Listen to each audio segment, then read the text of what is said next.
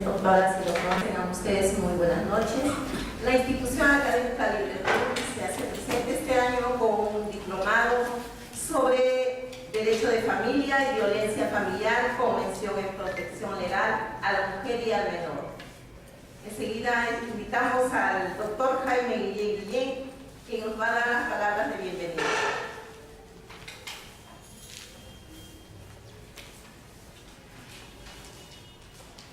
Señor expositor, señores participantes, tengan todos ustedes muy buenas noches. Con enorme expectativa y entusiasmo damos inicio al presente diplomado de este año académico. Elegimos este tema porque estamos convencidos que la familia, como célula básica de la sociedad y el Estado, merece una extremada protección legal, una extremada cobertura legal. Y para desarrollar las instituciones que comprenden el presente diplomado, que dicho sea de paso, se van a abarcar distintos aspectos, el aspecto dogmático, procesal, penal, en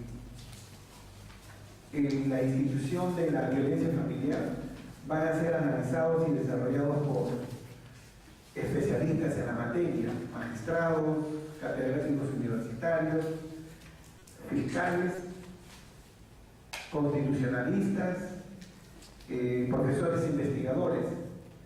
El presente diplomado comprende 19 sesiones, la misma que va a estar dividida en dos partes, 12 sesiones presenciales, que los participantes asisten al diplomado, al aula respectiva, y las 7 sesiones siguientes van a ser virtuales para que ustedes no se vayan a equivocar. En la carpeta de trabajo está enmarcado las clases virtuales. A todos los participantes será asignado un código de acceso al aula virtual. En el código de acceso al aula virtual ustedes van a ver las 19 clases magistrales. Dicho sea de paso, van a volver a repetir lo que está participando en forma presencial. Explicarles también que cualquier duda, cualquier inquietud en el desarrollo del presente diplomado pueden hacerlo llegar a través del correo respectivo o el número del teléfono para despejar las dudas pertinentes. Todas las clases presenciales van a gozar de un previo a las clases presenciales, van a haber unas clases complementarias que van a ser proyectadas en el proyector respectivo, temas complementarios a temas centrales. Explicarle también que es para la obtención del diploma de especialista de este tema, va a ser producto de un examen general, de un trabajo monográfico, y a las personas que están participando en forma presencial un puntaje adicional por su asistencia.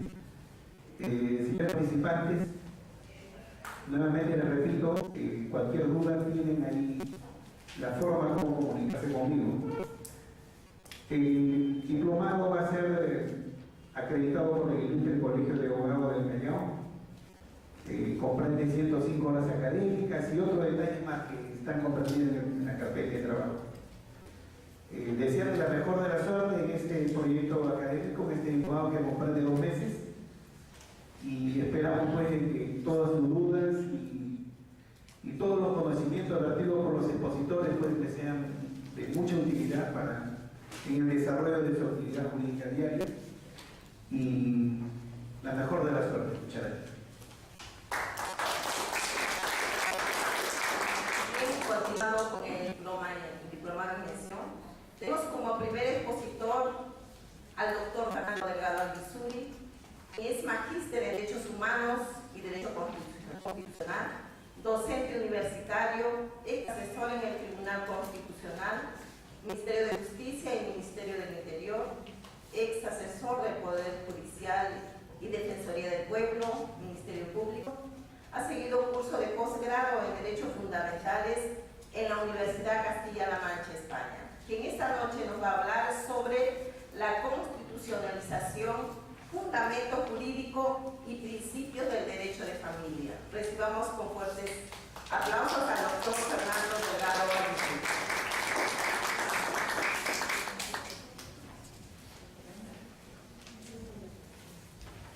Muy buenas noches con todos. En primer término, agradecer la gentil invitación de nuestro amigo Jaime Guillén, quien hace unos 2 días me comentó, me dice, queremos convocarte para que compartas con los alumnos algunas reflexiones en torno al tema de familia, pero desde el punto de vista constitucional. Y bueno, como siempre es necesario y indispensable dar una perspectiva en estas clases iniciales sobre el contexto de la Constitución y sobre lo que ella plantea en relación al tema de familia, matrimonio, en relación a 2 artículos de la Constitución Política del Estado. Entonces, yo le dije, bueno, mira, Jaime, yo he tratado de comenzar a desarrollar este tema interesante, tomando en cuenta de que efectivamente, como se ha dicho, los temas de familia, violencia familiar, tienen en los últimos años una mayor demanda en el ámbito no solamente de protección, sino también de comprensión de lo que significan las normas jurídicas y las precisiones constitucionales que conforman el derecho de familia. Entonces yo en esta oportunidad quiero compartir con ustedes lo que se conoce como este primer término que hace referencia a la constitucionalización del derecho de familia. ¿Qué significa este término? Porque es distinto hablar del derecho de familia desde una perspectiva positiva en el Código Civil, en las normas internacionales de derechos humanos que protegen al menor, a la familia y todas las instituciones propias que se derivan de normas positivas que se desarrollan al interior del Código Civil. Sin embargo, lo importante en los últimos años, los últimos 60 o 40 años, es este término que se ha venido incorporando, me parece, en todos los ordenamientos, no necesariamente constitucionales, sino privados, el tema de la constitucionalización del derecho en general, del derecho privado. Entonces yo recuerdo que cuando se habla de este término, la verdad no hay consensos. Hay distintas posiciones dentro de distintas interpretaciones de la Constitución sobre lo que significa esta tarea de la constitucionalización vinculado al término de neoconstitucionalismo.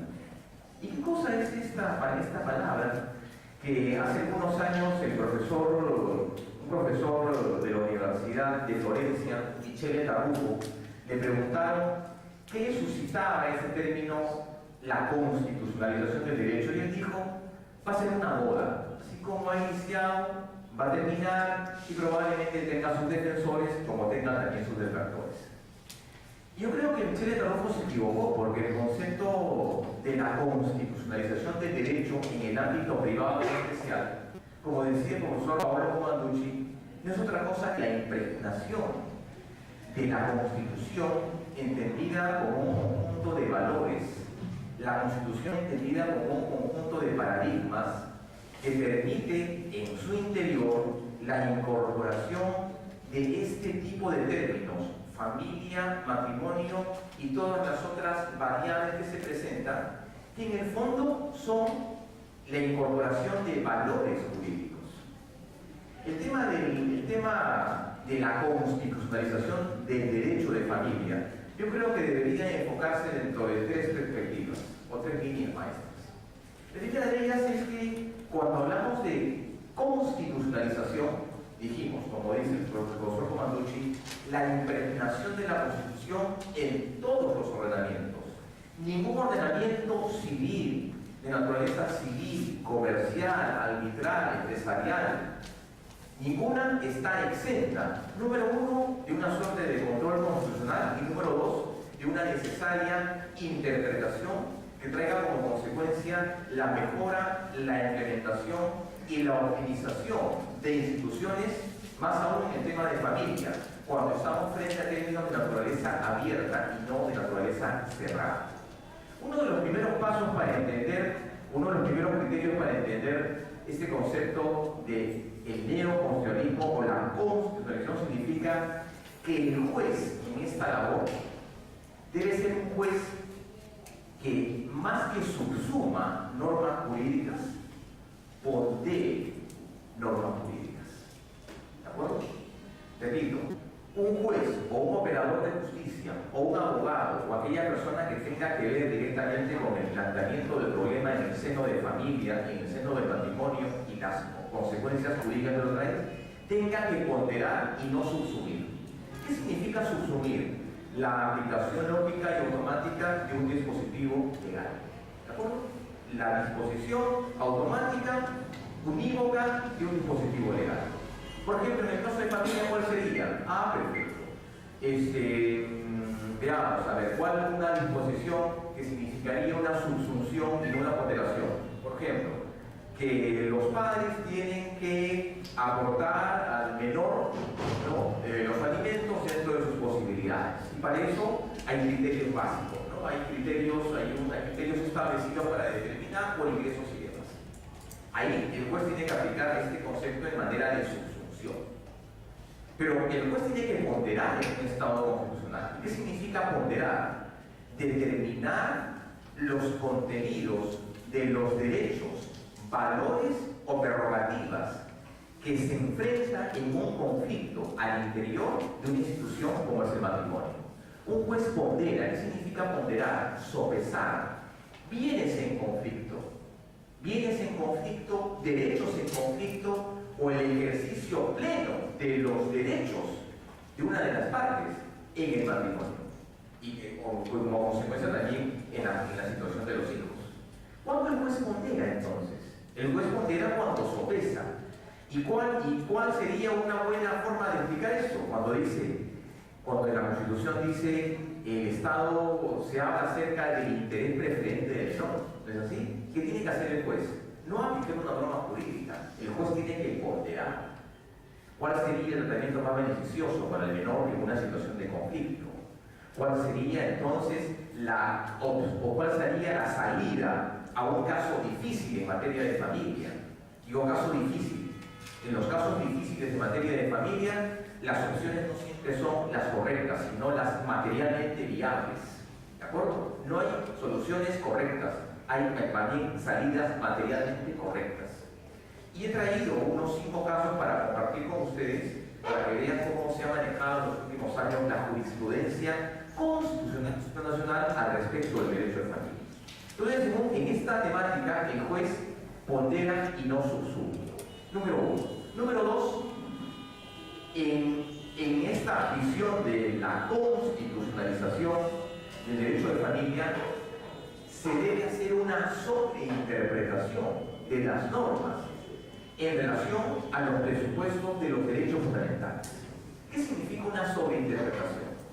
Una sobreinterpretación significa que debemos determinar el concepto de la norma y vincularlo con las otras disposiciones de naturaleza constitucional o de naturaleza infralegal que permitan que el derecho fundamental, que el valor fundamental o que la libertad del individuo, nacidos de una relación probablemente matrimonial o de convivencia o de cualquier tipo en esta materia, permitan un mejor desarrollo de la norma. No hay ninguna otra materia en la Constitución, no hay ningún tópico en la Constitución que tenga un mayor nivel de una vinculación con normas generales o con principios generales que el matrimonio. ¿Por qué? Porque el concepto del matrimonio o el tema de familia no solamente está protegido por el ámbito de la Constitución, diríamos desde el artículo 1, la persona humana es el fin supremo de la sociedad y del Estado, eso debe proteger y resguardarla. Y además también las otras disposiciones que principalmente garantizan la Constitución. Entonces, hablar de una sobreinterpretación significa que la interpretación de estos términos, de estos textos, en la Carta Política, matrimonio, familia y las demás consecuencias que se derivan de ella, deben ser objeto de una interpretación mayor, digamos, implicando siempre la conexidad, entendiendo la Constitución como un todo y no únicamente como un conjunto de partes, no como un conjunto de partes. Eso significa la sobreinterpretación. Tercero, visión de una constitucionalización del derecho, encontramos a un juez que crea derechos en el ámbito judicial. No un juez únicamente que interpreta, no un juez únicamente que resuelve, sino un juez que crea derechos. Un juez que crea derechos en virtud de determinados casos en concreto. Y aquí hay varios ejemplos que podemos señalar. Les voy a dar un caso, uno de los primeros casos que quiero citar al respecto. Hace muchos años el Tribunal Constitucional dio una sentencia sumamente interesante, que era el caso de un menor que enfrentaba una situación difícil porque veía que los padres estaban por separar. ¿De acuerdo? Entonces, en estos procesos, en estas situaciones, ¿qué tiene que hacer el juez? El juez entonces lo que hace es convoca a los padres y dice, bueno, ¿están ustedes en la intención de ratificar su decisión de nuevamente divorciarse? O te voy a decir, emite una fórmula conciliatoria. ¿No es así? Bueno, entonces los padres decidan y dirán, bueno, estamos de acuerdo en divorciarnos y procede usted, señor juez, conforme a la norma.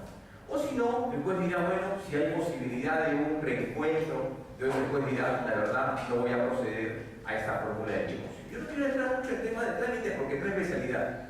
Zapatero sus zapatos, pero lo importante del caso, en materia de esta jurisprudencia, es que cuando este caso llega al Tribunal Constitucional porque una de las partes no estaba de acuerdo con la decisión del juez de separarlos, entonces el tribunal comienza a evaluar otros criterios que no estaban contenidos en la norma, como tomar en cuenta la opinión del menor en conflicto.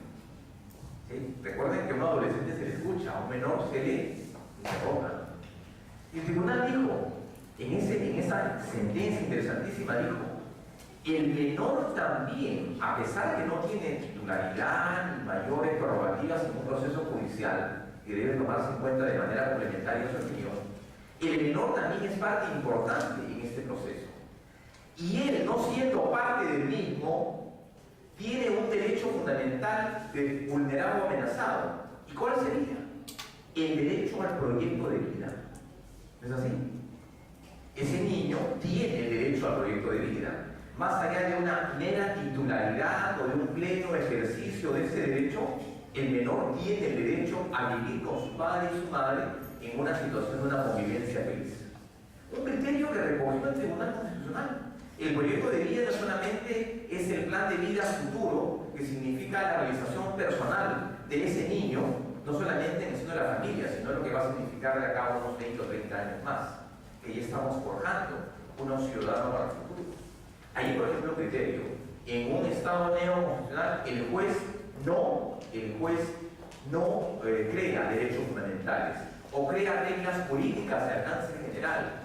Estas reglas políticas, nuestros criterios jurisprudenciales, lo que van a hacer en el fondo, van a optimizar definitivamente el derecho fundamental.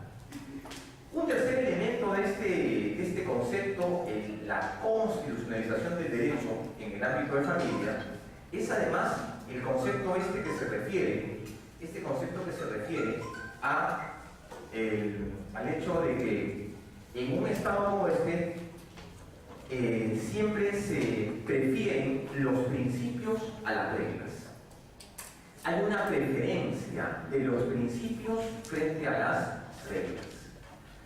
Generalmente en los procesos judiciales y en el ámbito de familia, ¿qué tiene que hacer el juez? ¿Aplicar reglas o aplicar principios? ¿Qué aplica más un juez de familia? ¿Reglas o principios? Un juez formalista, un juez reglamentarista, básicamente en un proceso como este aplica reglas, es decir, aquello que es la regla. Término para contestar, término para absolver, tiempo de demanda, citaciones y demás. El juez aplica reglas. En un Estado neoconstitucional, acá en el ámbito de familia, el juez no aplica reglas, el juez mayoritariamente aplica principios. ¿Qué significan los principios? Los principios son estructuras de naturaleza compleja, ¿no?, contenidos en los textos constitucionales y que son criterios abiertos y que son aquello que materialmente puede ser. Aquello que materialmente puede ser.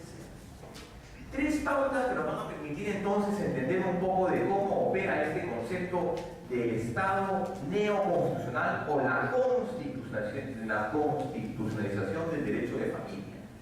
Más subsunción, más moderación y subsunción, más principios que reglas y una sobreinterpretación de la norma jurídica que permite esto vincularlo en general con la Constitución y los valores. Dicho esto, entonces, yo quería hacer referencia a dos artículos vinculados al tema de familia y de matrimonio. Dos breves precisiones. Capítulo 2, los derechos sociales y económicos, cuando más bien el tema de derecho de familia y de matrimonio no debería ser un derecho en el ámbito de los derechos sociales, sino más bien de los derechos de la persona, y por ende contenidos en el artículo 2 de la Constitución y siguientes, no como derechos, sino como principios. ¿Qué dice, por ejemplo? Dice, la comunidad y el Estado protegen especialmente al niño adolescente, la madre, el anciano, la situación y el abandono, también protegen a la familia y promueven el matrimonio. Primera disposición. Una disposición que más allá de ser una norma de derecho, de lo que se llama una norma de derecho de posición fundamental, es también una norma de revisión a un ordenamiento positivo, el cual se conoce como el Código Civil. Y otras regulaciones. Primera disposición. Y la segunda es el artículo 5, la unión estable de un varón y una mujer libre de impedimento matrimonial que forman un hogar de hecho, da lugar a una comunidad de bienes sujeta a un régimen de sociedades previstas por la ley. Dos disposiciones. No más se habla acerca del matrimonio y de la familia. No más, no más. Sin embargo, entonces habría que precisar algunas situaciones al respecto. Por ejemplo, en la Constitución Política del Estado encontramos varias estructuras de naturaleza compleja. Existen derechos, existen libertades, existen deberes y existen valores. Valores. Mucho se discute si es que el matrimonio es un derecho o un valor. Mucho se discute si el tener familia sería un derecho o un valor. Y hay un primer nivel de contradicción. ¿Por qué? Porque los fundamentos jurídicos aplicables al tema de familia y matrimonio deberían entonces reconocerse en la Constitución en la medida de que éste los reconoce, ya sea como valor, como derecho, como principio o como libertad. ¿Cómo están reconocidos esos dos temas en la Constitución? ¿Qué norma involucra familia y matrimonio? ¿Es un valor, derecho, es un principio, una libertad? ¿Cómo lo entiende? ¿No? ¿Cómo lo entiende la Constitución? Lo entiende como valor, lo entiende como un valor fundamental. A pesar de que algunas disposiciones en materia de la normatividad internacional reconoce al matrimonio al derecho de familia, es decir, el derecho de una persona a formar familia. ¿Dónde está eso? En el artículo 15 del Pacto de Derechos Civiles, Pacto Facultativo de Derechos Civiles y Políticos al interior de la Convención Americana de San José, Costa Rica, que establece que todo ciudadano tiene derecho a formar familia. Tiene derecho a formar familia. Otra precisión más, en la Declaración Universal de los Derechos del Hombre y del Ciudadano del año 48, y además también en la declaración del año 76, en la Francia post-revolución francesa, se reconoce el derecho de los ciudadanos en edad núbil a formar familia. Claro, obviamente con las condiciones que la ley establece. Dice núbil para formar familia. Mientras entonces que las normas internacionales establecen este derecho a formar familia, la propia Constitución Política del Estado no lo reconoce como un derecho, sino más bien lo reconoce como un valor. ¿De acuerdo? Y entonces, si es un valor de naturaleza fundamental, entonces habría que hacer la primera precisión. El artículo 4 y el artículo 5, ¿son derechos, son valores o son principios elevados a la más importante jerarquía? Es decir, principios constitucionales. No principios operativos, sino principios constitucionales. ¿En qué quedamos? ¿Es el matrimonio y la familia un valor, un principio o un derecho? Digamos, haciendo referencia, claro, a esta contradicción abierta entre las normas internacionales dicen que son derechos, mientras las normas internas dicen que son simplemente valores fundamentales. Yo creo que esto habría que resolverlo de la siguiente manera. Hay un término en materia constitucional que se llama la constitución multinivel. La constitución multinivel. Este concepto que se desarrolló en Europa ya hace unos 20 años, al interior de jurisprudencia de tribunales constitucionales, nos decía que toda constitución tiene programas. Tiene programas. ¿Cómo es esto de los programas? Toda constitución tiene programas en todos los tópicos en la ciencia jurídica. Hay un programa de familia y de matrimonio. Hay un programa en materia penal. Hay un programa laboral. Hay un programa en materia de derecho administrativo. Hay un programa en materia de derechos fundamentales. Cada valor de la Constitución tiene un programa. ¿Y dónde está? Contenido en este artículo 4 y 5. Sí, pero el artículo 4 y 5 es principalmente de un desarrollo legislativo muy, pero muy estrecho, ¿no? Muy estrecho. Dos disposiciones. Sin embargo, distintos pronunciamientos, ya sea de tribunales constitucionales y de otras cortes a nivel internacional, nos permiten entonces determinar que existe un programa de la familia y del matrimonio en la Constitución. ¿Y cuáles serían esos elementos de este programa en la Constitución? En primer término, desarrollemos ese programa sobre la base de una interpretación abierta del texto de la Constitución. Número 1. El primer elemento de ese programa, ¿saben cuál es? El artículo 1. El artículo 1. ¿Qué dice el artículo 1? A veces lo pasamos por alto a los abogados que no les gusta el derecho constitucional, pero el artículo 1 creo que es la base de toda interpretación. La persona humana es el fin supremo de la sociedad y del Estado. La persona humana en soledad, la persona humana dentro de una visión egoísta o la persona humana dentro de una visión, digamos, moralmente correcta. La persona humana dentro de qué? Como una situación de una manifiesta individualidad, o la persona humana entendida en lo que se llama un núcleo familiar, célula básica de la sociedad.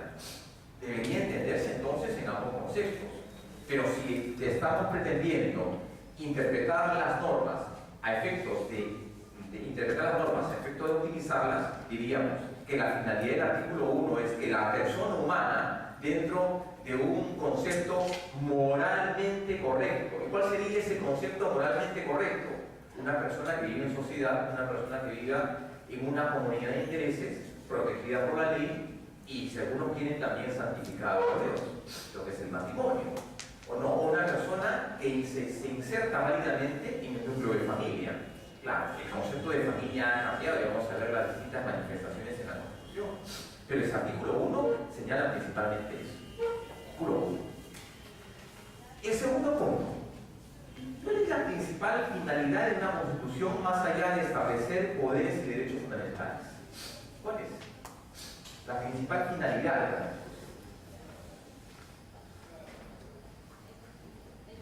Garantizar el bienestar general. ¿No es así?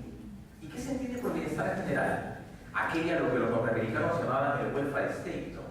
Aquella situación de manera amplia en la cual todos los individuos se ven satisfechos plenamente en todas sus necesidades, incluyendo los temas también que tienen que ver con temas elementales: amor, afecto, en sociedad.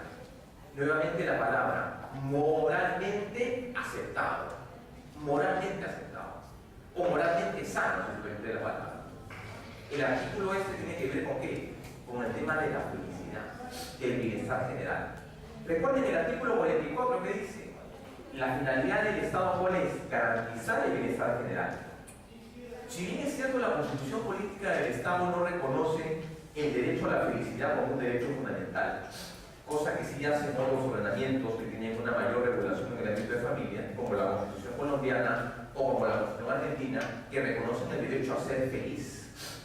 Vean, más importante, el derecho a ser feliz. Pero también existe el otro derecho, así como quieres ser feliz, también el derecho que te haga feliz. O sea, la vida es de vaivén. El derecho a ser feliz y el derecho a ser feliz a mí que te haga feliz. Algunos dirán, sí, pero esos derechos no existen. En la Constitución argentina está, en la Constitución europea está el derecho a ser feliz. Y la pregunta es, bueno, ¿qué más feliz el matrimonio? En mi caso sería pues una ofensa. Yo estoy divorciado 2 veces, así que no creo mucho en el matrimonio. Pero bueno, eso es el artículo 44, el bienestar general. Esa es la otra base, el otro fundamento, el programa de la familia y del matrimonio en la Constitución. Sin embargo, hay otros elementos más que se pueden extraer de acá. Dice, pero además también, el otro hecho es que el tercer punto de este programa en materia de familia es que el reconocimiento, la potenciación y la protección legal y constitucional que brindan los distintos ordenamientos de la familia también permiten, ¿qué cosa? El óptimo desarrollo de otros derechos fundamentales. ¿Es así? Porque ningún derecho fundamental opera de manera aislada. Todos están de alguna manera interconectados o son dependientes unos a otros.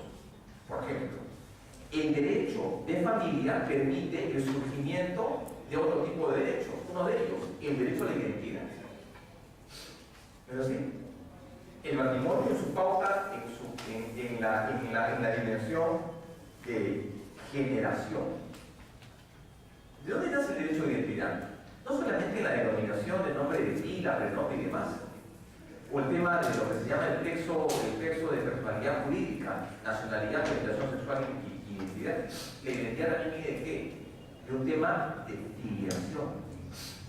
¿De acuerdo? Tema de filiación. Identidad, el elemento de identidad está directamente vinculado con el tema de familia.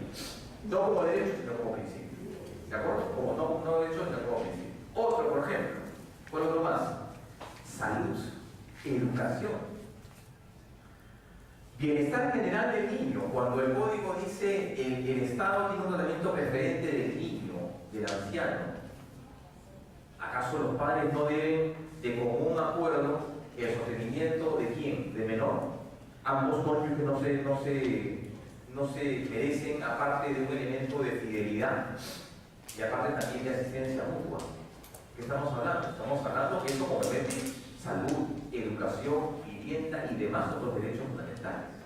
Así que no es otra cosa que el elemento del matrimonio como valor fundamental involucra pues, el pleno ejercicio de otros derechos fundamentales. ¿De acuerdo? ¿Cuáles son entonces los otros elementos contenidos en la Constitución Política del Estado con respecto al matrimonio? Vamos a ver. Dice, la generación como hecho determinante. Primer elemento. La generación como hecho determinante. Es evidente, señores, que el concepto de familia también debe involucrar ¿qué cosa? La prole. ¿Es así? La prole.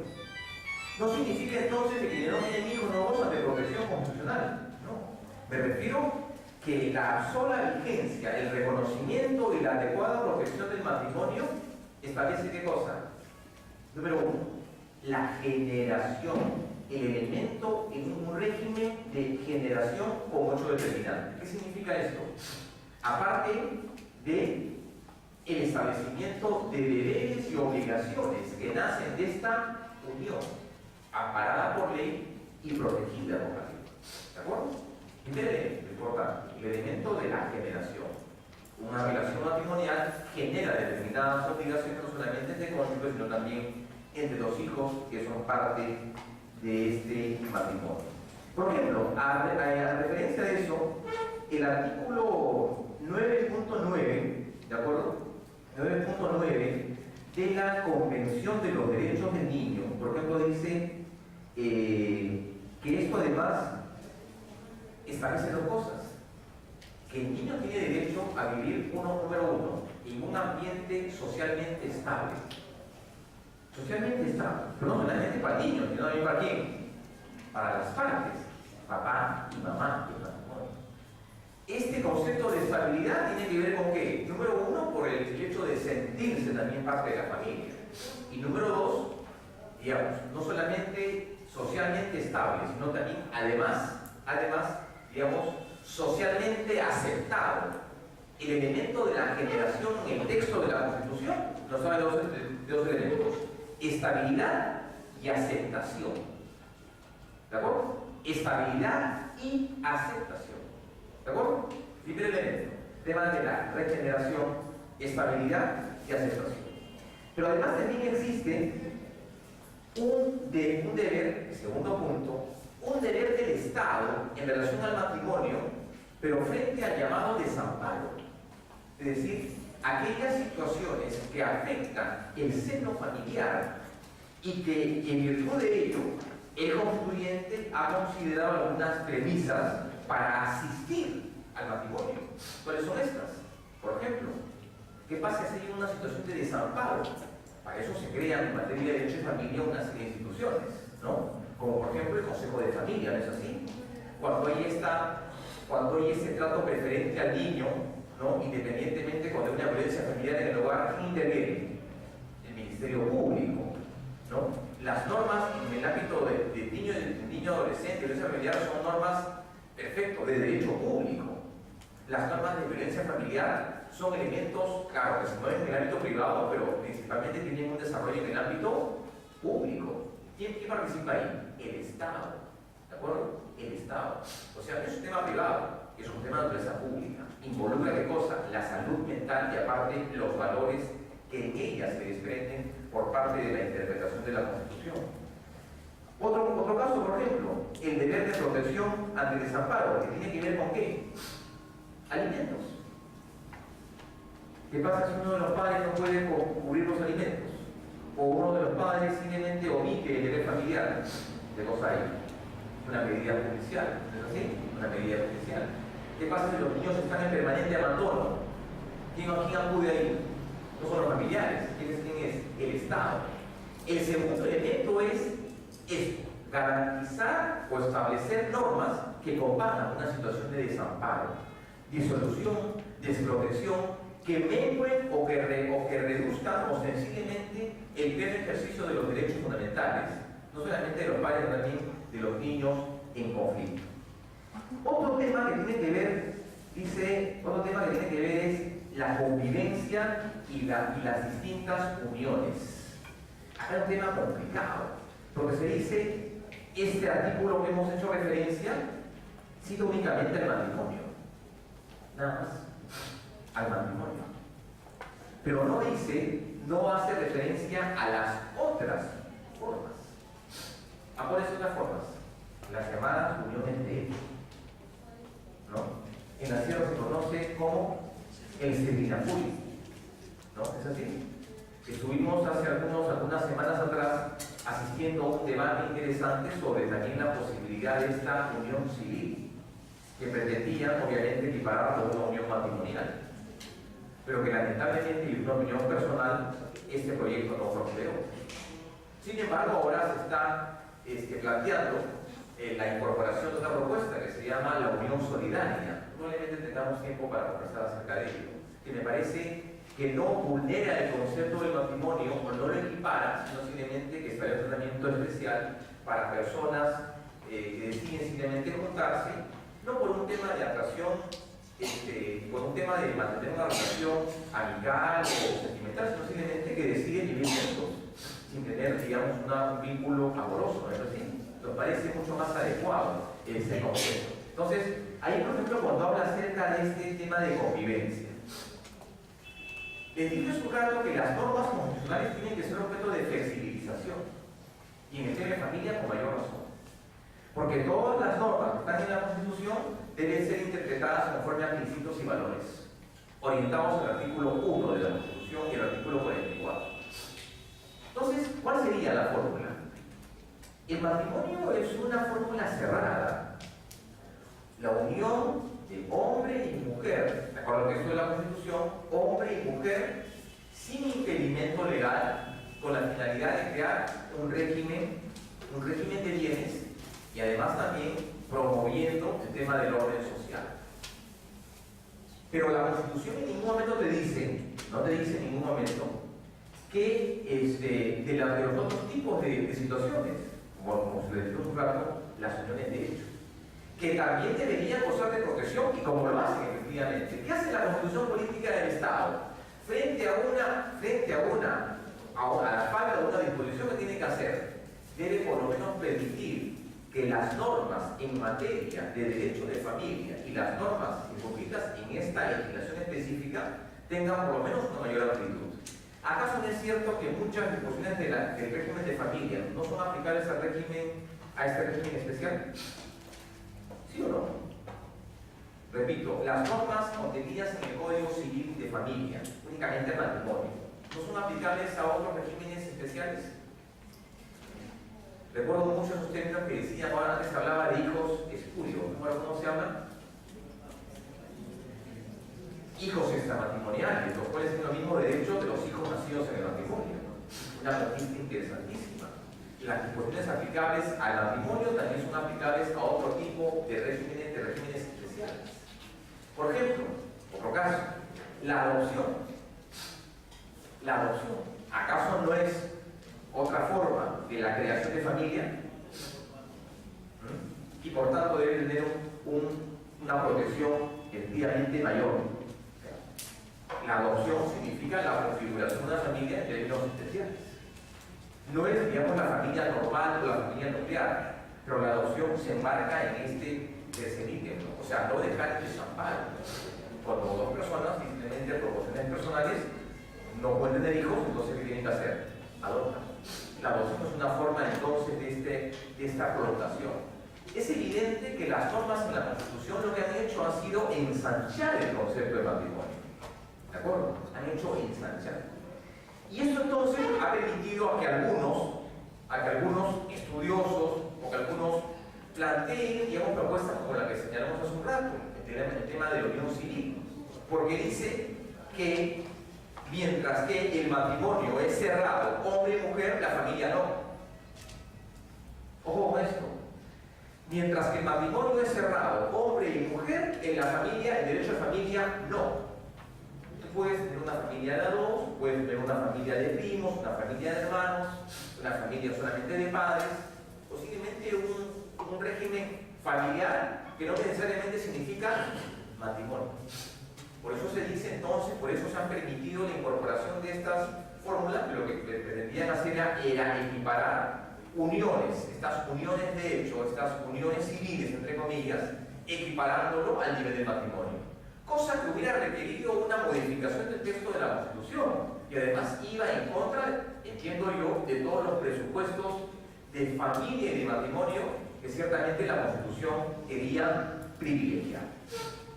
Y por ejemplo, hay otro tema ahí interesante. Por ejemplo, dice simplemente lo siguiente, que cuando hablamos del derecho de familia y el derecho de matrimonio, nacen una serie de derechos a partir de la interpretación del texto de la Constitución.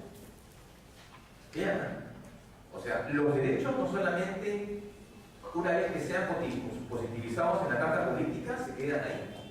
Los derechos también tienen la posibilidad de, digamos, mutar, cambiar, modificarse o crear sobre la base de un derecho base otros derechos fundamentales vinculados a la familia.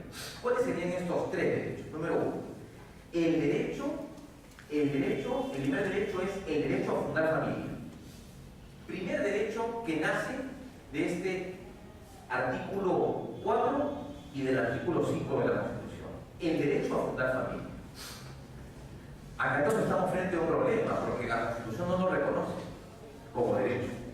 Lo reconoce como un valor jurídico esencial.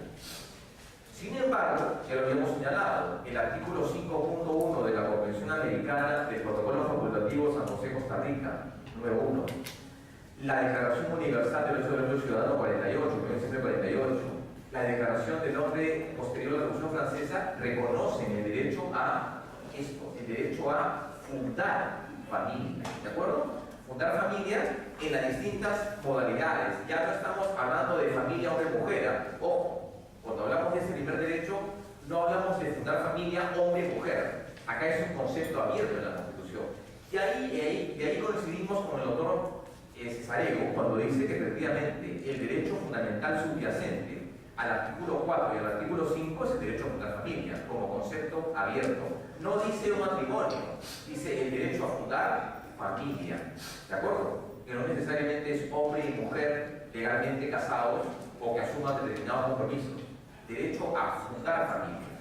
El segundo derecho es el derecho a la protección de la familia.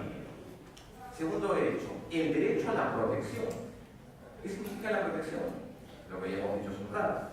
La atención de alimentos. Por ejemplo, el establecimiento de regímenes especiales de visita, las medidas coercitivas frente a los temas de violencia familiar, el tratamiento preferente de los niños, adolescentes, infractores, por ejemplo, la protección especial que da el Estado con respecto a la madre gestante, ¿no? La protección. ¿Cuántos mecanismos de protección hay en las normas de familia? A favor de niños y a favor de menores. ¿Cuántos hay? Yo creo que amplias disposiciones al respecto. El deber de protección no solamente es el hecho que simplemente asistas económicamente y lo protejas, sino también otro, que lo protejas en el ámbito legal, mediante normas con rango de reserva de ley. ¿A qué me refiero con normas de reserva de ley? Cuando la Constitución y el Código Civil establece el matrimonio como un instituto, digamos, de naturaleza patrimonial o una unión legal entre hombre y mujer, lo que dice claramente es lo siguiente: el matrimonio solamente puede disolverse por determinadas causales. ¿Sí? ¿Y esas causales dónde están contenidas? ¿En la Constitución? No, en el Código Civil. ¿Cuáles son? Ustedes lo saben. Por algo yo me divorcié. Infidelidad la más frecuente. Infidelidad la más frecuente. ¿Cuál es la otra? A ver, recordemos un poco. Ilústreme, porque yo esa cosa no sé mucho. Yo me llevo a un proceso de divorcio, lo llevo a un abogado amigo mío. ¿Cuál es infidelidad? Pericia, homosexualidad sobreviviente, ¿no? Enfermedad, el tema de demencia, la transmisión de una enfermedad por contacto sexual y demás cosas. Entonces, hay causales para la protección de la unión, de la unión matrimonial. Y esas situaciones están contenidas en normas específicas. Claro, la Constitución no debería por qué establecerlas de manera, digamos, amplia. Por eso se dice que el primer mecanismo de protección habla de qué? De este régimen de, número uno, de celebración matrimonial, y número dos, esta reserva de ley en relación a las formas de disolución del matrimonio. Y incluimos qué cosa, el mutuo disenso también una forma, el divorcio municipal, el divorcio por consenso, ¿no? Y este divorcio que hacen por poderes y todo lo demás, ¿de acuerdo? Eso es cláusulas de reserva de ley, ¿de acuerdo? El Estado y la Constitución protegen al matrimonio como un derecho fundamental cuando establecen cláusulas específicas en normas específicas. Normas de naturaleza, digamos, positiva. El derecho de protección a la familia es un derecho, no es un valor ni es un fin. Tercero, el derecho a la vida en familia, conforme también lo decía el profesor Cesareo, el derecho a la vida en familia, el derecho en el seno de una comunidad. Lo que les comentaba hace un rato, ¿no? El proyecto de vida, lo que se llama el proyecto de vida. Al respecto, por ejemplo, tengo que señalar algunos criterios interesantes. Por ejemplo, cuando hablamos de este derecho a la vida en familia, estamos hablando del derecho de todos los ciudadanos que constituyen esta comunidad de, número uno, establecer vínculos, profundizarlos y mantenerlos. Vean qué importante es el derecho a formar vínculos, a mantenerlos y a mejorarlos. Pero no es únicamente en el ámbito de familia, o sea, no es únicamente en el ámbito de una relación de esposo, marido y mujer. Esto que está acá, el tercer punto, el derecho a una vida en familia, ha sido un tema pero tan importante que hay dos los pronunciamientos por parte, número uno, por parte de la Corte Europea de Derechos Humanos, la Corte de Estrasburgo, y el otro, un caso interesante del Tribunal Constitucional Español. El primer caso, el famoso caso de la Corte Europea de Derechos Humanos, es un pronunciamiento que se dio en el caso La FIT. Y esto ocurre en las Islas Mauricio, en la que el Estado de Mauricio había establecido que aquellas personas, aquellos extranjeros que venían a casarse con ciudadanos o ciudadanas de la isla de Mauricio, ¿no? Tenían para formar hogar, ¿de acuerdo? Pero que en cualquier momento el Estado de Mauricio podía ordenar la deportación a esos ciudadanos que habían ingresado ilegalmente, a pesar de que habían ya formalizado vínculos. Y lo que dijo la Corte Europea dijo, un momentito señor, pero si ya la persona ha conformado familia, ya no puede proceder la deportación, por más que tenga un régimen de inmigrante. Si ya conformó familia, si hay una unión civil ya establecida o una convivencia, entonces ya no procede la deportación. ¿Qué cosa debe haber? Un régimen de protección especial. Igual ocurre en las leyes migratorias en Estados Unidos. Cuando ya ambas parejas, uno que no es nacional y el otro que es extranjero, forman una unión familiar, ¿qué cosa? Hay varios casos. Hay un famoso caso, el caso Parenthood versus Texas, en Estados Unidos. Ahí decía, por ejemplo, cuando ya se consolida una unión familiar, ya no es posible la deportación del individuo que haya ingresado ilegalmente. Y esto es parte de la reforma migratoria, porque mucha gente se va a otros países para hacer familia.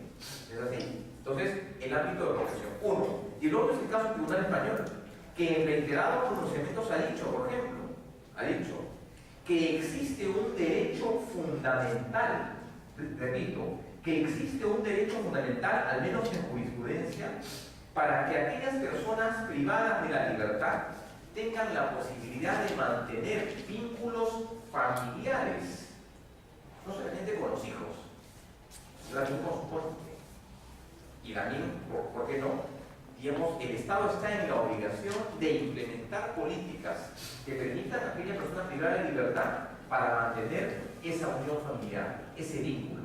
Eso en el ámbito no solamente de la familia, sino también en el ámbito de la visita íntima, en los penales. Como una persona está privada de libertad, hay varios criterios al respecto. Y además también hay otro pronunciamiento interesante que se ha creado a la luz de distinta jurisprudencia en materia constitucional elaborada por tribunales constitucionales, que es un derecho muy, pero muy especial que se ha desarrollado en el interior del derecho de familia. Se llama el derecho fundamental a la identidad genética. El derecho fundamental a la identidad genética. ¿Qué significa eso?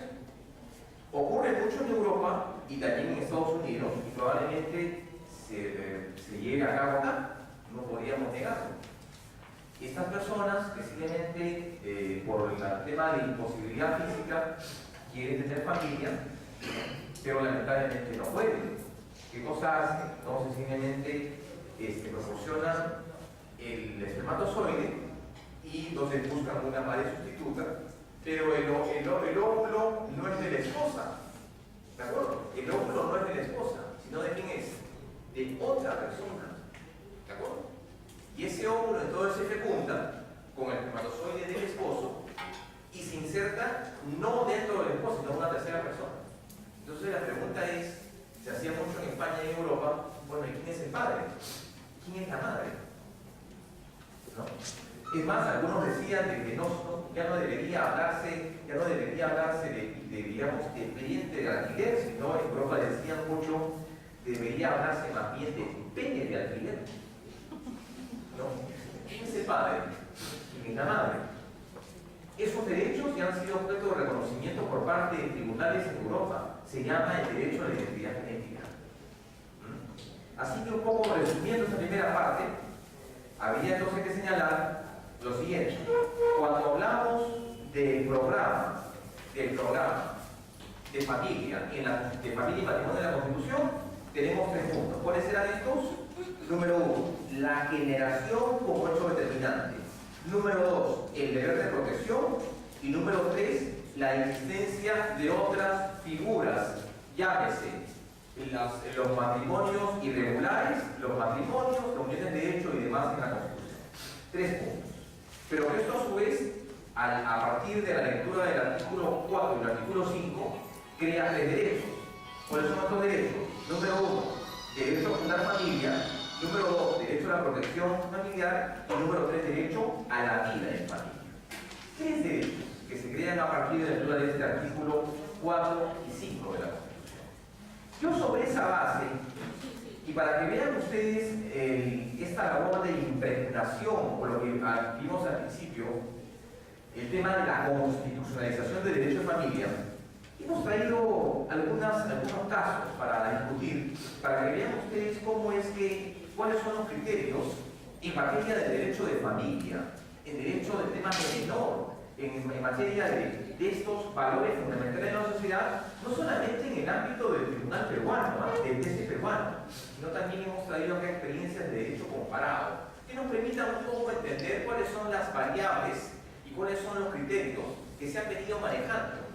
Y vamos a advertir de ahí una mayor apertura, una mayor creación de normas y además criterios jurisprudenciales interesantes al interior de casos controvertidos en materia de familia, pero desde el punto de vista obviamente constitucional.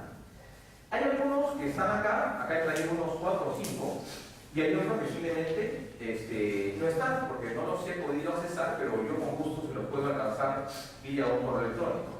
Quiero comenzar con un caso interesantísimo que se dio al interior del Tribunal Constitucional peruano. Un caso realmente emblemático. Ya habíamos dicho el caso de menor, ¿no? El menor que se le había vulnerado su proyecto de vida. Pero hay otro caso interesante. Hay otro caso que es el caso que la jurisprudencia lo llaman casos de la jurisprudencia POP. Casos de jurisprudencia POP, casos locales de jurisprudencia. ¿Cómo así? Una persona, una señora queda embarazada, y no queda embarazada pues en una vida matrimonial, digamos, tranquila, sino queda embarazada y entonces esto genera a esta señora conflictos personales, una crisis personal muy fuerte, emocional. Lo que la lleva a esta señora, cuando nace su hijo, se lo regala a la persona que la asistía en el hogar, es decir, a la empleada del hogar. Se lo regala, como si fuera de novela mexicana, ¿no? Se lo regala. Y le dice, cuídalo,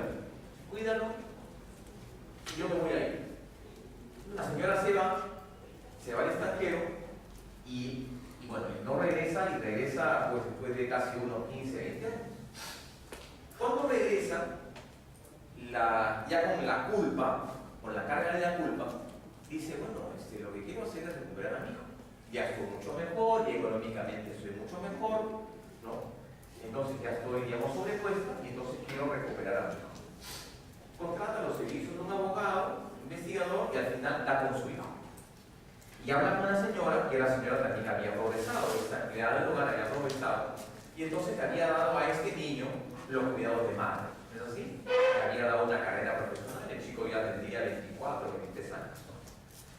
Entonces ella, bueno, la busca y le dice, mira, quiero que me devuelvas a mi hijo.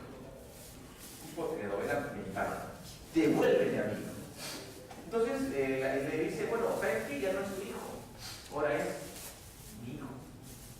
¿No? Pues razón tendría, claro. Entonces ella plantea un juicio de filiación, que obviamente no pierde, cuestión de troncalidad genética evidente, y pierde este proceso. La madre putativa, ¿está bien correcto decir el nombre? Putativa, entonces no ve otra forma que acudir al proceso de amparo constitucional. Y en ese proceso de amparo llega a primera instancia y el juez lo desestima. Improcedente la demanda. Perdón, infundada la demanda porque el derecho no existe. El derecho se ha acreditado. El tema genético se ha acreditado. Primera instancia, improcedente. Segunda instancia, rechazado. Esto llega al Tribunal Consular, y el Tribunal Consular, bueno, obviamente revocando esta decisión, yo creo que toma una decisión sabia y no una salida jurídica, sino una salida en términos de derechos fundamentales. ¿Sabe qué dice el tribunal? El TC peruano dijo lo siguiente. El TC peruano dijo, acá no está de por medio un tema de mera legalidad. ¿Estamos de acuerdo? ¿Estamos de acuerdo? No es un tema de mera legalidad. hay un derecho fundamental en cuestión a tomar en cuenta y a valorar en el caso de autos. ¿Cuál es el derecho fundamental en cuestión?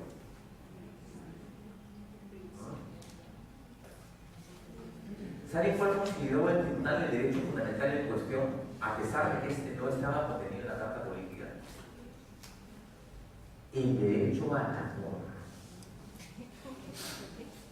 ¿O no coincide conmigo, doctora? El amor filial que se había establecido entre la madre y el niño. El bienestar. Pero el tribunal utilizó la frase, el derecho al amor como un derecho fundamental. Ahí entonces coincide conmigo que es un tema más de ¿qué? ¿De ponderación o de sustitución? Y si ustedes hubieran sido los jueces de instancia, ¿qué hubieran dicho? Por eso, menos sustitución y más ponderación. Más principios que el tribunal dijo eso, la demanda es fundada y entonces reconózcase el vínculo. Bueno, dijo, al final dijo, bueno, el tema procesal a mí no me interesa. No me interesa. El hecho es que acá ha habido una conexión entre esta señora y este joven. No es un tema de mera legalidad, es un tema de un derecho fundamental, el derecho fundamental al amor. Bueno, vamos a ver entonces algunos casos. Sí. El número de sentencia no me acuerdo. Yo la verdad, yo he estado buscando el número, pero la verdad no me acuerdo. Pero si lo puedo hacer una búsqueda para darle de nuevo el expediente, no hay ningún problema. Doctor, Sí, dígame. hablando de este tema así como de los proyectos, vas a tocar todo lo que es las reglas. Ah, claro. Le da una visión mucho más amplia, Por supuesto. ¿no? Por eso. No como el principio del interés superior del niño, ¿no? Con esquemas, igual. Pero ahí está, pues, es interesante. O sea, nosotros no queremos jueces. Nosotros no queremos jueces de familia que sean jueces ordinarios, queremos jueces de familia que sean jueces constitucionales. Ese es el problema, cuando un juez se deja este overol de juez ordinario para convertirse en ¿qué? En un juez constitucional. ¿De acuerdo? Un juez, antes que todo, es un juez constitucional. Más allá que es un tema, debe ser. Pues más humano, utilizando mucho bien el sentido común. En ese tipo de instancias, se dijo, no, es un tema meramente de ADN. Y entonces, ¿qué? O sea, que al final el interés del niño, del joven, el proyecto de vida, su derecho a felicidad, nunca se tomó en cuenta. ¿No? Claro, el tribunal dijo, bueno, esto solamente es para el caso en concreto, pero no puede ser usado para otros casos. ¿De acuerdo? Porque si no, imagínense, sería pues redefinir las normas del Código Civil en materia de familia. Bueno, a ver, vamos a comenzar por este casito, otro caso del Tribunal Constitucional. El caso Álvarez Rojas. ¿Cómo vamos a tener pantalla completa?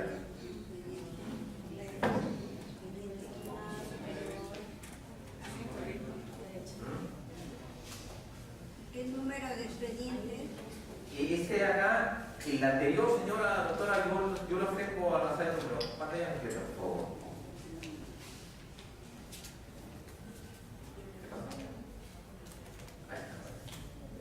¿Se ve bien o no? ¿Sí? ¿Se ve bien? A ver, a ver.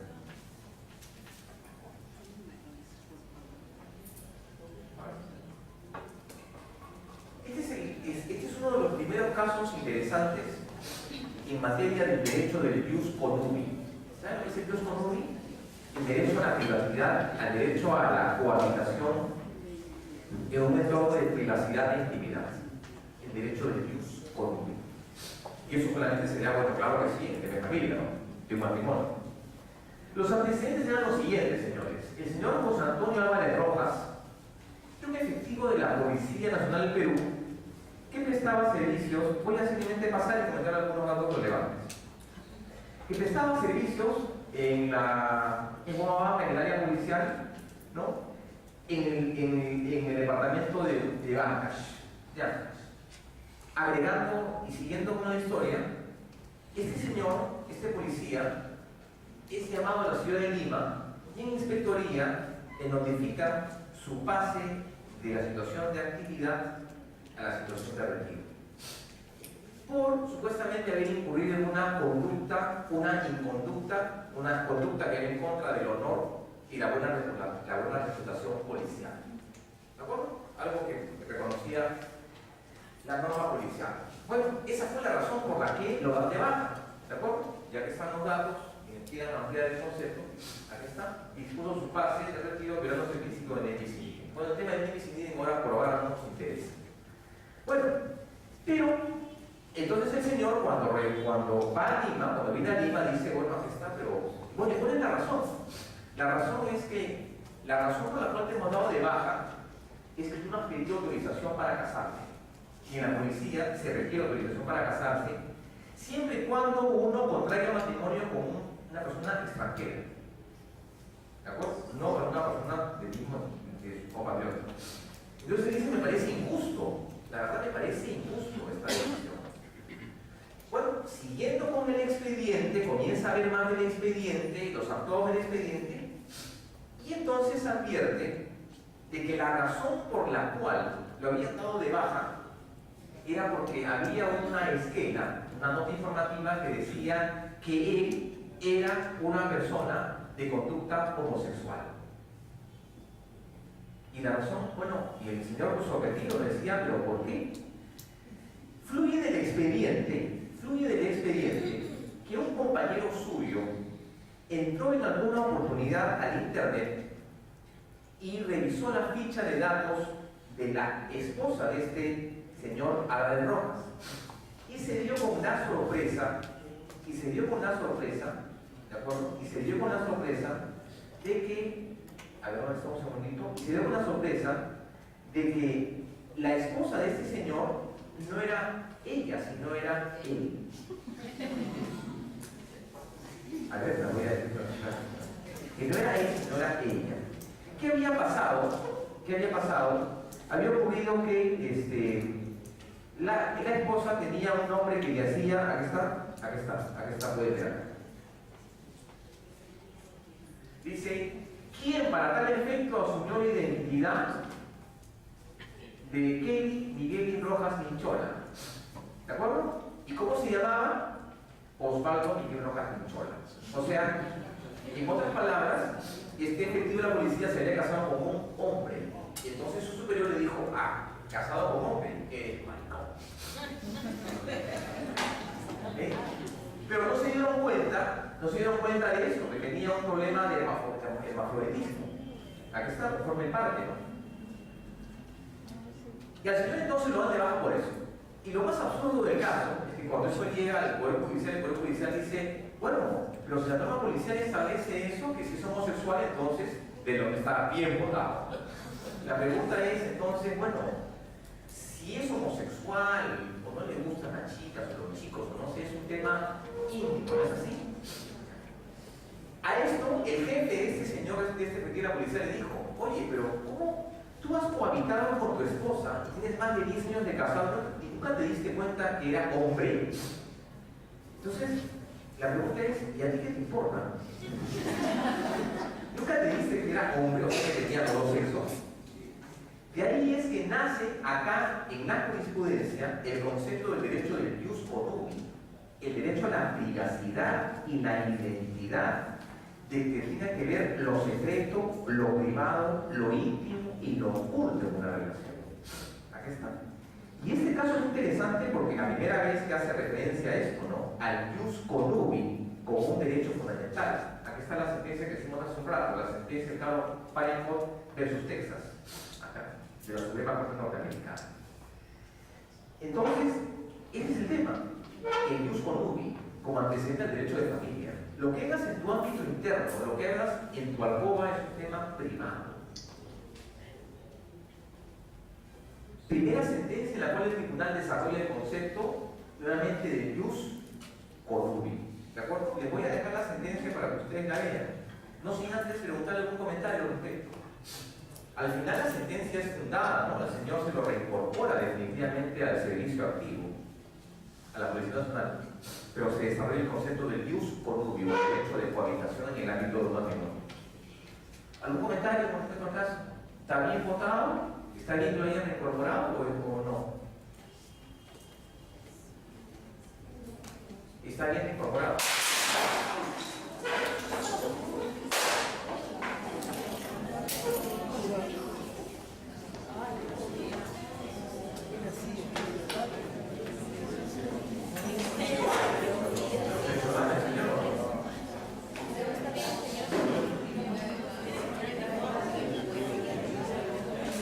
¿He hecho daño al señor o no? Ah, está bien. Yo a mí pensé que el caso lo había impactado de tal forma.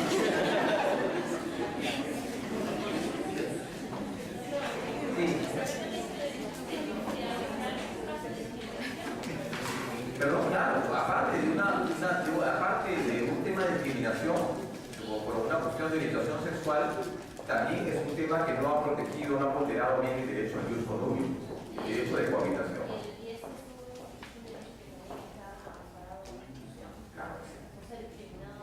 Claro, si no soy distinto.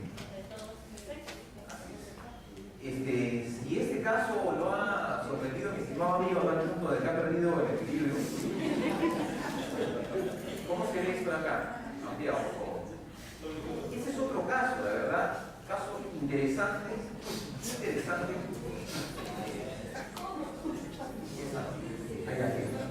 caso interesante, eso se dio en Alemania, y para algunos incrédulos traje la noticia, por si acaso. ¿Sí? O sea, te veo la fuente. Boris Becker, un tenista alemán, en alguna oportunidad se va a una competición fuera de su país, en Francia, y contrata los servicios de una mujer. ¿De acuerdo? Él pide un servicio carnal con una mujer. Pero no para tener coito. Perdonen la crudeza de los términos, pero las cosas así. No para tener un coito, sino únicamente para que esta mujer le practique una felación o un sexo oral.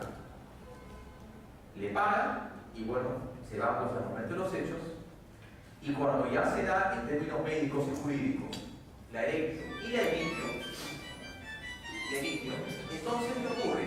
Esta mujer entonces simplemente se queda con el semen de Boris Becker y entonces lo custodia en una especie de adminículo.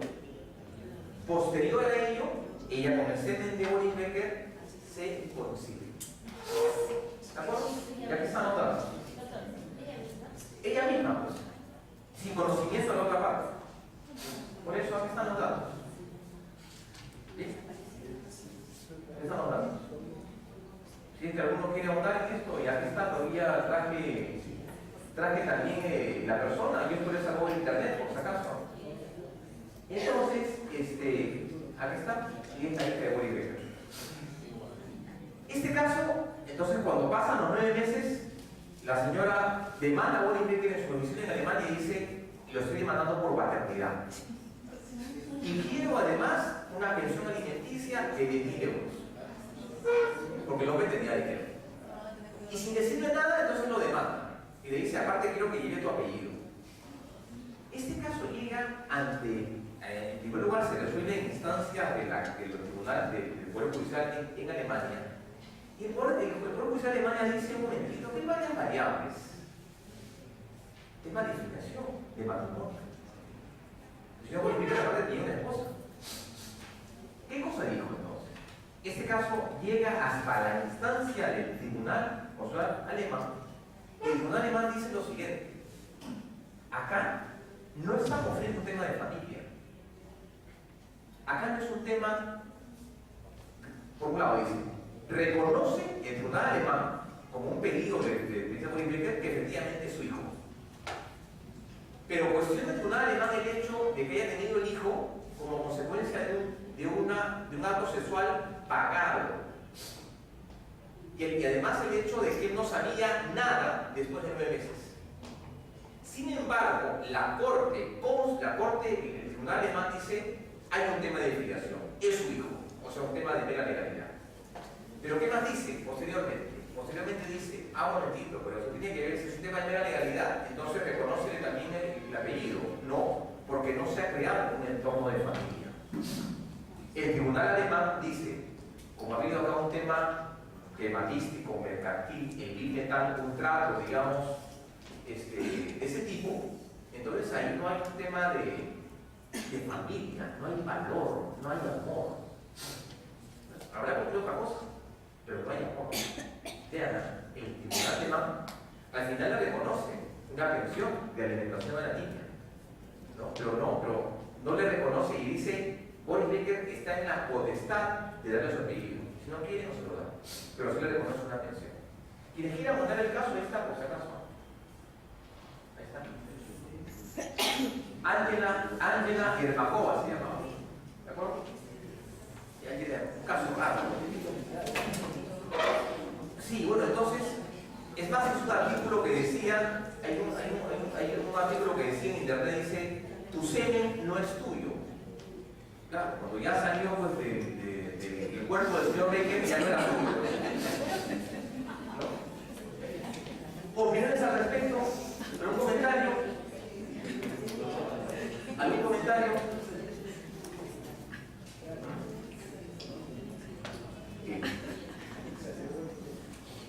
Este caso realmente es uno de los casos realmente más complicados en jurisprudencia que yo he encontrado, la verdad. Un caso trágico, dramático, que tiene que ver con un tema de menor, en un contexto familiar.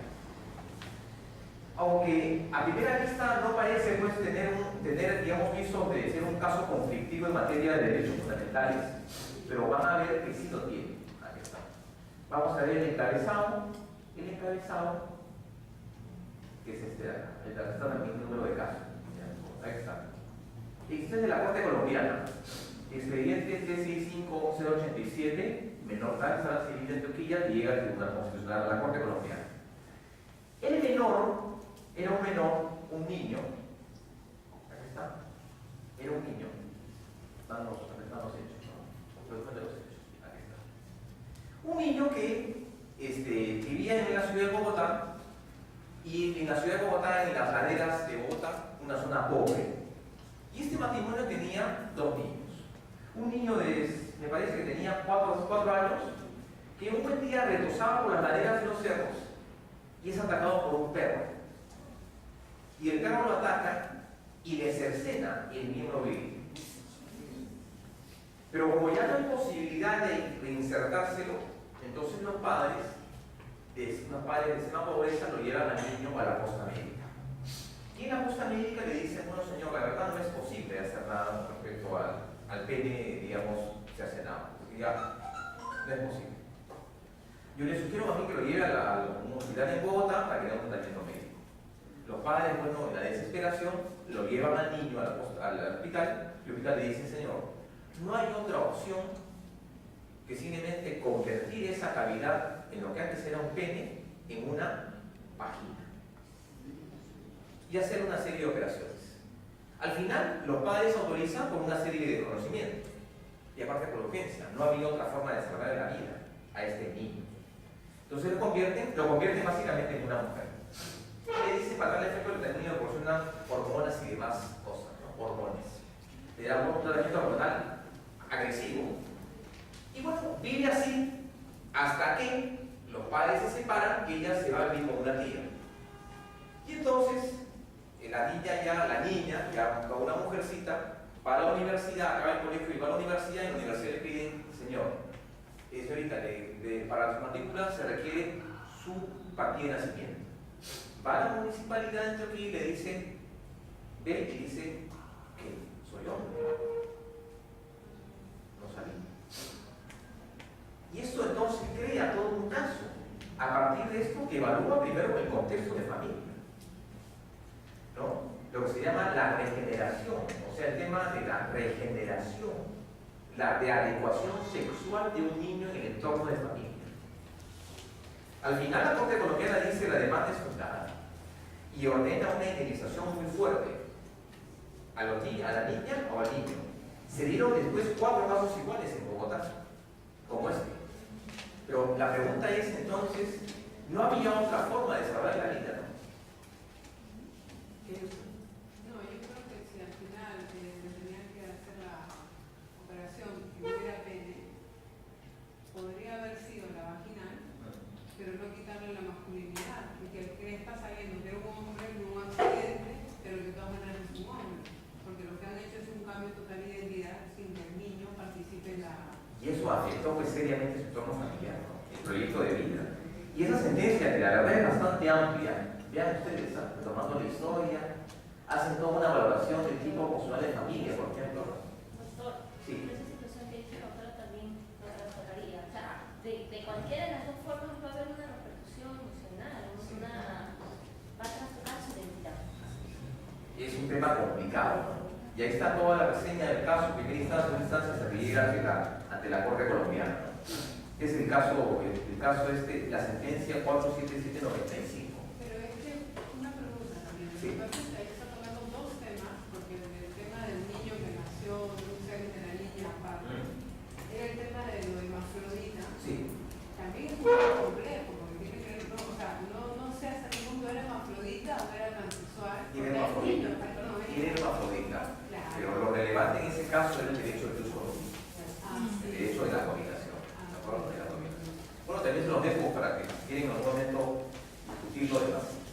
Otro caso, también interesantísimo, caso emblemático, es el famoso caso Atala Rifo y Niña de Chile. No sé si lo han escuchado. Hemos traído varios casos, ahora es un caso de la Corte Interamericana. Atala Rifo era un matrimonio en las ciudades, en un matrimonio chileno, y que los dos eran abogados. La mujer era una abogada, una prominente miembro del Poder Judicial en Chile, y el esposo, un abogado prominente de Buffet Chile Studio, abogado particular. Fruto de este matrimonio tuvieron tres hijas. El matrimonio nunca fue bien, nunca estuvo bien, y decidieron divorciarse. Y el padre entonces aprueba el hecho de que las niñas queden bajo la custodia de su mamá. Y así quedó durante 3 años. Pero de un momento a otro, ocurre que el señor Atala dice: no, yo voy a cuestionar porque las niñas deben ahora pasar bajo mi custodia. ¿Cuál fue la razón? Que la señora Atala Rifo había comenzado a tener una relación homosexual con otra mujer. Lo que causa un revuelo enorme en Chile, porque ambos eran personajes, digamos, muy renombrados en el ámbito jurídico. Y entonces se llega a este caso ante la Corte Interamericana. Y vean ustedes, habla acerca de elementos que tienen que ver con el derecho al procedimiento de tuición, el tema de la tutoría concedida al padre, ¿no? La sentencia de la Corte Suprema de Chile, la alegada confusión de roles, es decir, la señora Atala Rifo es menos capaz de criar niñas porque ha iniciado una relación homosexual. Esa es la pregunta, ¿no? O sea, ¿tendría que ser una pareja entonces heterosexual para ser una buena pareja? O sea, el hecho de que sea madre, el hecho que ella va a dejar de ser buena madre porque tiene una pareja mujer. Esa es la cuestión a nivel de la Corte Interamericana. Y ahí está todo el desarrollo del tema, ¿no? El derecho a la vida privada, el derecho a la vida familiar, por ejemplo, garantías judiciales, la presunta discriminación social, el derecho, lo que alega el padre, ¿no? Dice que las niñas no pueden vivir en un ambiente como ese porque van a confundirse. Un tema también sumamente interesante, ¿eh? Interesantísimo este caso, el caso Atala Rifo, que al final le da la razón a quién, a la madre. Reconocen el derecho de la madre de vivir con sus hijas, independientemente de su orientación sexual. Caso Atala Rifo versus Chile, una sentencia realmente muy, pero muy compleja sobre temas de familia, pero también trata acerca del tema de la discriminación, que también lo voy a dejar por si acaso para su discusión, ¿de acuerdo? Para su discusión, Atala Rifo versus Chile. Otro casito más, faltan dos más. Este caso es el primer caso, el caso Schalk-Ankoff, matrimonio, familia y uniones de personas del mismo sexo en la jurisprudencia de la Corte Europea. El caso Schalk-Ankoff, y acá tienen el caso Schalk-Ankoff con Austria, para que vean ustedes cómo desarrollan en Europa y en Austria y principalmente en la Corte Europea de Derechos el concepto de la reserva de ley. Schalk-Ankoff eran dos ciudadanos austriacos que deciden casarse y van al registro civil de Austria y le dicen al legislador: señor, queremos casarnos. el legislador le dice, un momentito, pero ustedes son dos hombres. De acuerdo a la Constitución australiana, el matrimonio es entre hombre y mujer, por tanto ustedes no pueden casarse. No pueden casarse. Entonces ellos dicen, pero un momentito, o sea, la Carta Europea de Derechos de Europa, la Carta Europea, ¿de acuerdo? Norma que está por encima de la Constitución austriaca, dice que todos los ciudadanos de la región europea tienen derecho a formar, tienen derecho, número uno, a tener familia y número dos, tienen derecho a casarse. Lo que haría es un caso. Entonces dice, pero un momentito, en ninguna parte de la Constitución ni de la norma dice que no me puedo casar con alguien del mismo sexo. Dice que simplemente yo tengo derecho a casarme y a formar familia. El famoso principio de tú puedes hacer aquello que la ley te prohíbe y no vas a ser permitido hacer aquello no dice, no, reserva de ley. Al final se hizo un caso pero interesante en la Corte Europea de Estrasburgo y que dijo, por un tema de visión legislativa, estas dos personas no se pueden casar. A pesar de que en la norma austriaca estaba prohibido, pero en la norma supranacional estaba permitido. Al menos no estaba prohibido. No decía en ningún momento que se podía casar personas del mismo sexo. Simplemente decían que tienen derecho a casarse. Caso Schalk and Koff. Vean ustedes, revisen un poco la jurisprudencia al respecto. Hay abundante jurisprudencia de este caso. Un tema realmente interesante. Caso Schalk and Koff. ¿Sí? Y este de acá, este está la misma. Y finalmente un caso último del Tribunal Constitucional, bueno, eso no es un caso último, sino es un caso bastante antiguo. El caso de Lucy Borja Espinosa, el caso Generación. Uno de los casos en materia de jurisprudencia del tribunal que desarrolla y trata un tratamiento preferente con los niños. ¿Qué ocurría en este caso?